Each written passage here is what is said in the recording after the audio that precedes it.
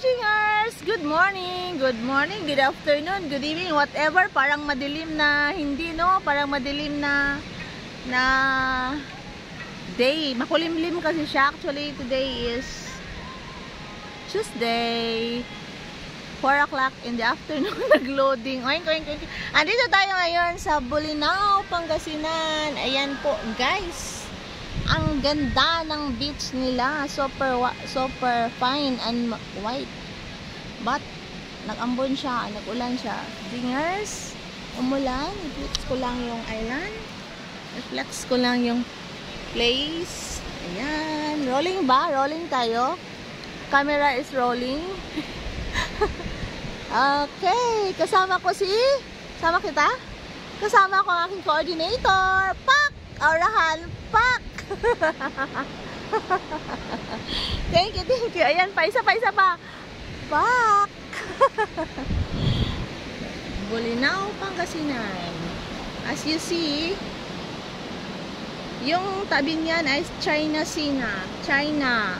Ito na ang dulo ng Pangasinan. Ito ang pinakadulo, ang Bolinao, Pangasinan. Dulo na ito.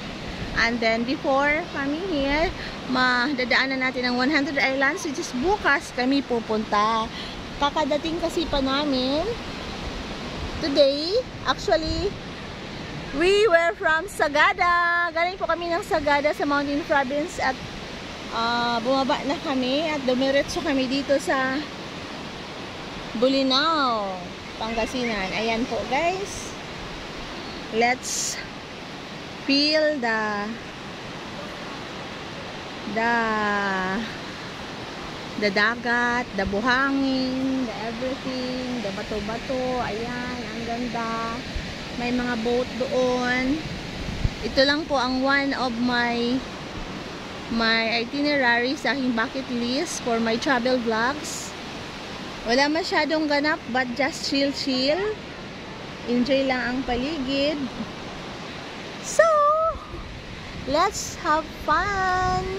Thank you so much everybody for always supporting my mga live stream. And please don't forget to like, comment, share, and subscribe. Bukas na po ang take part 2 ng aking vlog. Kasi umulan na.